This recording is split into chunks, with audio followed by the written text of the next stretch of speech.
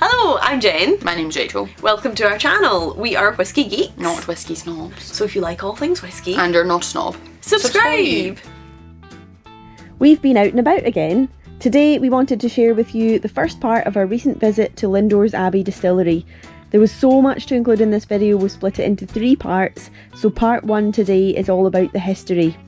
Murray picked us up at the train station and we were very excited, so we hoped we weren't too chaotic for him. I recognise the word. Yeah, the word. Oh, I see it. You might recognise it from the biscuit. Yeah, I was going to say, there's some nice biscuits. or maybe Abernethy biscuits, or maybe, Yeah. do you remember, is that a shop? Nice one. Yeah, I think that's new actually. I think it's just a kind of new wee spot. Charity cat I know, shop. that's very niche. I like that. But it turns out we all got on just This fine. kind of thing. They weren't like, oh, there's a wee hedgehog. Look.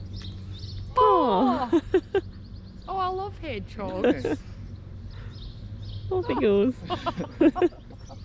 Nice. A nice wee guy. I've not seen one of those in here. Even before we arrived at the distillery, Murray was giving us a rundown of some of the local history. So you can see the bear on the hill there as you're coming in. It's quite a good spot for seeing it. So you can see the, Oh, yes, I the see carving of the bear and the crooked staff on the hillside. Oh, cool. So that's What's the story behind that? So it's it was originally the emblem of the Earl of Warwick, who gifted the use of his seal to his nephew Guido, who was one of the first abbots at Lindores back in 1191 when it opened.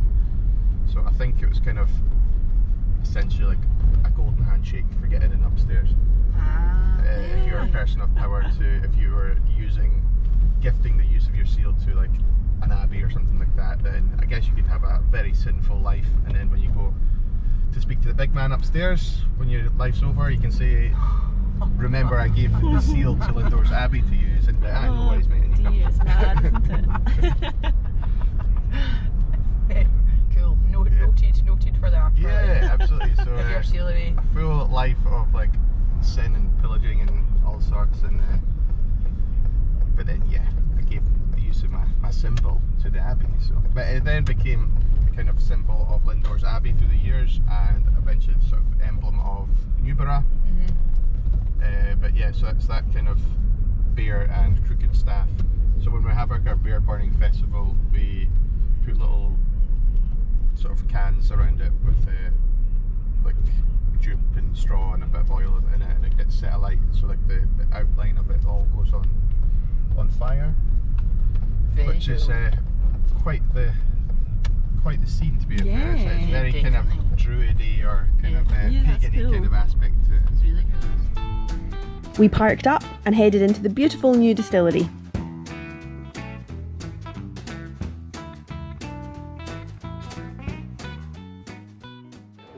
For the whisky lover, it's a pilgrimage, and again, kind of bringing it home as the reason that we have a distillery.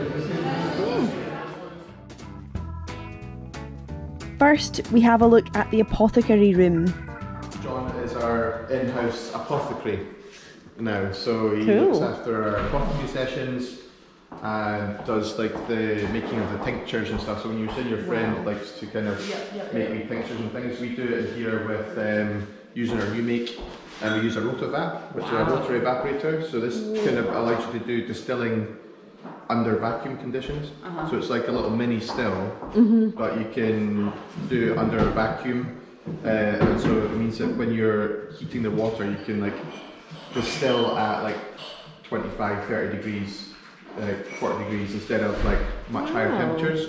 So that it means you can get much more delicate flavours come across. So that's why they're clear. You can have a wee smell of some of these, quite cool. So they do have still a bit of a new makey character, but it smells like ice cream and wafers.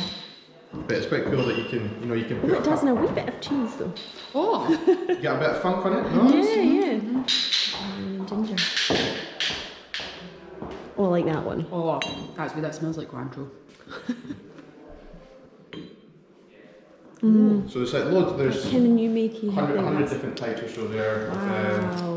Lots of different herbs and things. So when John has a spare half hour here and there, he'll be making, well, not that you often do, pal, but when he has a dedicated spare hour or so, he'll make some more exciting little tinctures. So we've done everything from like coffee to anything, hot chocolates and things. You can put through that, and then you get the kind of clarified version of what it is. What does this say? Well, The weird magical oh, see this one. You can have a little smell of that and see what you can try and guess that one is. So. Read it. This is a bit more obscure. I don't know if I like it. Well, this is like It's like a wee bit farmy and a wee bit vinegary. yeah. So that's wild garlic. Oh, cool. Oh, that makes You sense. totally I need to smell that. smell it again now. Yeah, you can totally smell that's what that is.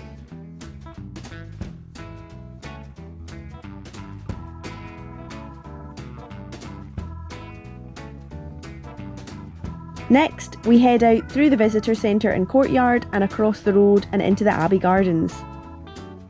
Oh, it's got a map though, I do like a map. You do like a map. So I always ask people if they feel any different when they've come from here to here, Oh, is that because you've now gone from the Lowlands to the Highlands? I Yeah. see. So we distill 3 metres into the lowlands. Wow. So we're a lowland distillery by just 3 metres. So if we were on this side of the road, we'd be highlands. Yeah. So this is part of the ancient sort of whiskey line or highland line, separating like the taxation line that was originally just lowlands and highlands before we had Speysides and Islas and things. So yeah, we're a lowland distillery, and when we have a wee walk around and try some spirits and stuff, you'll see that we're trying to head to that kind of more lowlandy sort of mellow style.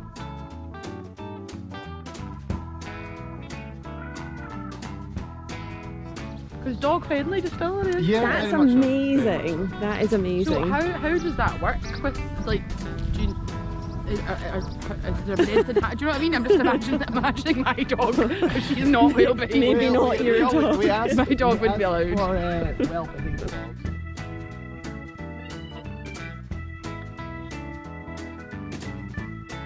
We're in now what's the kind of leftovers of the ruins of Lindores Abbey. It was founded all the way back in 1191 by a group of Benedictine monks who came across from Tiron in France. It's a wee town just outside of Paris.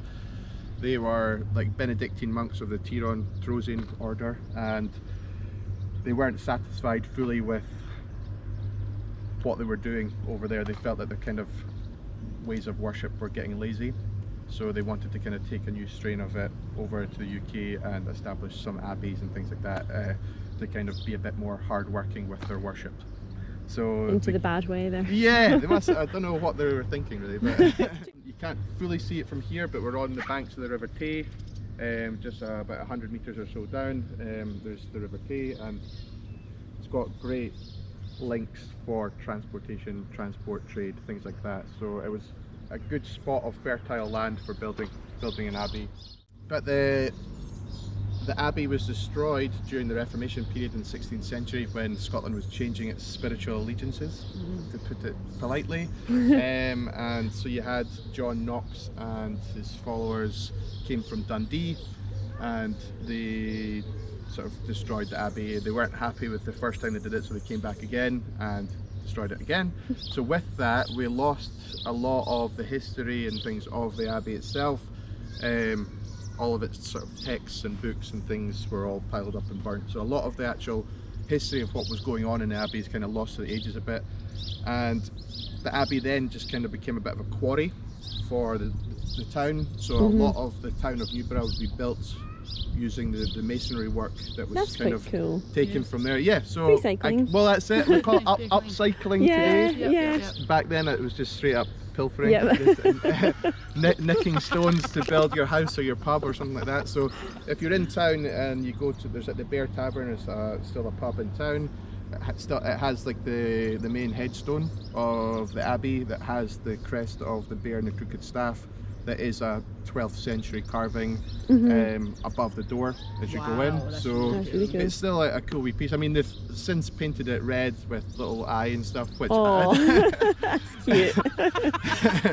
I don't know It's how. evolving with the Yes, time. exactly. I mean, it's happened. So, but so yeah, a lot of the town would have been built with the quarried stone from here, and the farm area, like Lindores Farm, been in sort of Drew's family since like for over 100 years. I think it was like Wow. 1905 or something like that. They had purchased the farm, so it was in the family for generations. It was then left to Drew's brother, and Drew's not went on, did other bits and pieces. When his brother passed, Drew wasn't a farmer, so they kept like the farmhouse and things like that, but they sold the farms to other people and to cousins and things like that. So the farms are still within this kind of same family around about, but this was kind of just became the back garden, and they weren't disrespectful of it, but it wasn't a kind of real place for anybody to come and visit. There wasn't much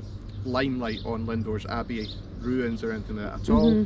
They used to keep sheep in here, or used to have horses, or keep the bull away from cows and things in this area. Wow. Drew will say, like, you know, when he was growing up, he used to ride horses or ride a motorbike and stuff around him here. So is this the main part of what would have been the abbey that we're standing in just now? This is the kind of one of the main sort of walkways in. This area is called the Sleight, and this was kind of one of your main entrance points to the abbey. It was always thought that it was just kind of this area here, but when they did the digs and things for the actual build of the distillery, they found that the abbey actually went all the way across the other side of the road. Wow. So it was a huge building, like kind of double the size of what the ruins walls that you can see here. So when obviously building a distillery like that in an area like this, there had to be lots of digs and things like that, just in case you were building on top of Robert the Bruce's wife's grave or something like that. Was there like much interest in the abbey ruins before the distillery? Nothing really That's at all. mad, isn't it? 'Cause it's very old. It's very old. Like some of the monks from Lindores were really important to the whole like history of Scotland as a whole. Like, you know, helped establish like St Andrews University and Dundee High. There's still one of the houses at Dundee High called Lindores House, if you're studying there.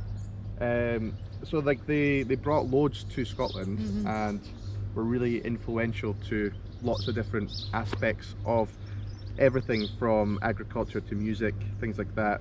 Things that kind of spread out through, a lot of it came from here at Lindores. But that's what I mean, it's really bizarre that it wasn't such a big focal point or anything like that. But it was about 25 years ago, the late whiskey writer Michael Jackson came and knocked at the farmhouse door. It was Drew's dad Ken who was in at the time, and he was like, can I have a look around your back garden? Didn't introduce himself, he was just a random that knocked on the door and was like, can I have a look around your back garden?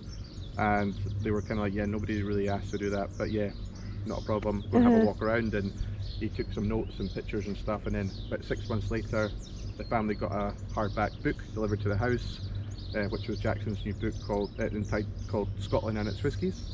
And in the flyleaf it said, thank you for let me walk around your garden. Turn to page 127. When it did, there was a picture of the Sleight like this, and at the top of the page it said, for the whiskey lover it is a pilgrimage.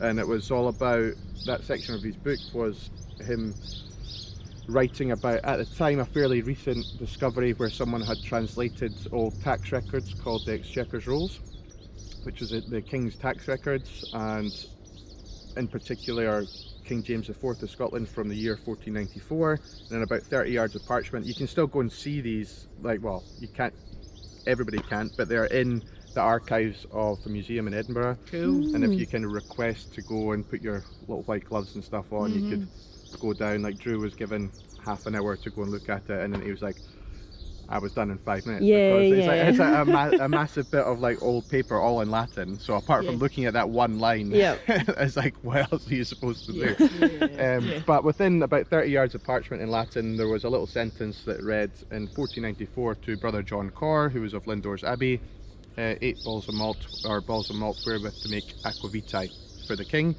Aquavitae being the Latin for water of life, which we later started called Ushkaba, then Ushki, now whiskey.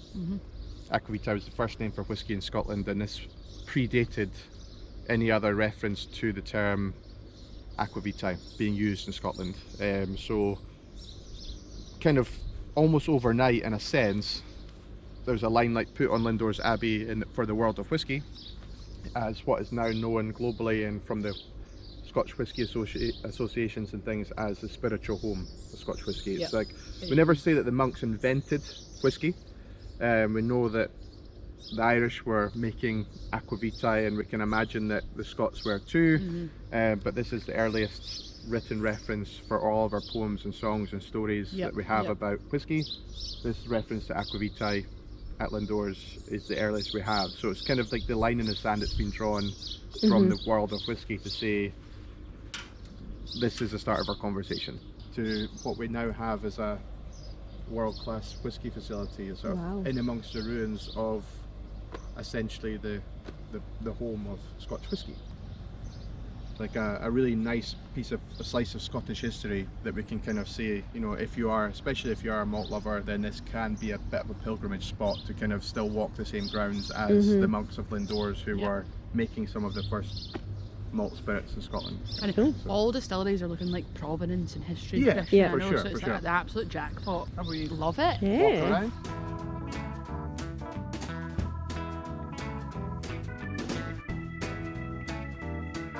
Like William Wallace. Yeah, so William Wallace's last battle before he was captured didn't make the final cut for Braveheart, things like that. Unfortunately. But it's Can't be true if it's not in well, Braveheart, that's it, after all. absolutely. So his final battle was the Battle of Black Ironside, which was actually just over the hillside up here.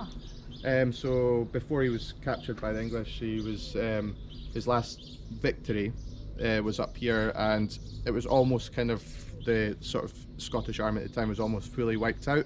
They had barricaded themselves in amongst bramble bushes and kind of fortified the bushes area, and were just kind of waiting essentially to be finished off.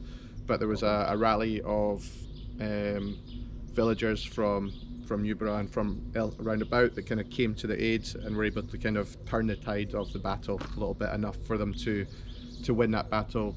English leave, and the army came to Lindores Abbey to kind of R&R.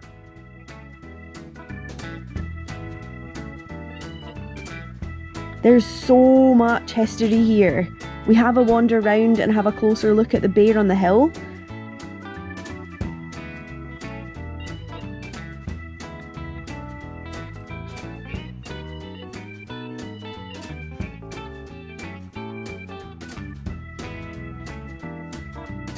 And then Murray tells us about some of the famous, important ancient graves on the site too.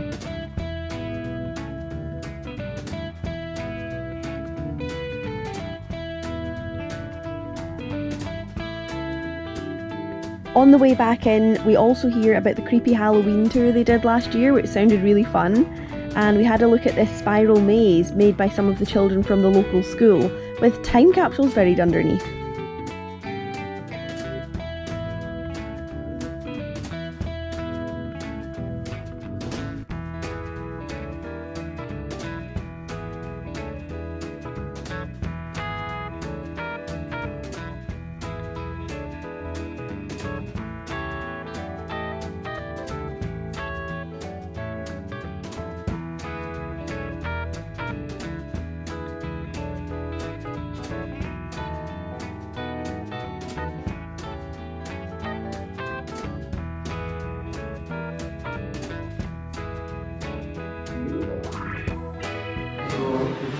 As we kind of are now going into the actual distillery of it, this is, you can see the quote above the door here, which is that Jackson. And there's yet more history inside. So these are some of the stones, you'll see more through there, that were excavated from the Abbey ruins, like during the build of the distillery. They were actually like found in between more modern style farm walls that are still a couple of centuries old. But when those farm walls were being removed to kind of build other bits for the distillery, they were actually built onto old bits of the Abbey walls as well. Right. So these stone, like 12th century stone columns were uncovered during the build of the distillery, which inspired the shape of our bottle. So that kind of fluted design of the bottle was inspired by this kind of like nice sort of like pillar style like 12th century stonework is what that kind of shape came from. Right, cool. We like the bottle, don't we? We like the bottle. Yeah, it is cool. It is cool.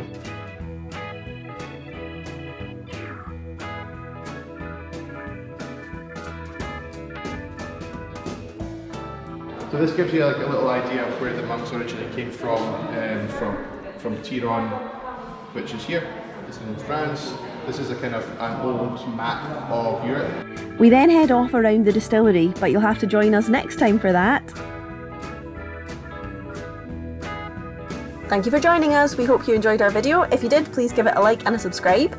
And you can follow us on social media at The Grail Tastings. See you next time. Slange. Sorry, cask samples should have had more excitement.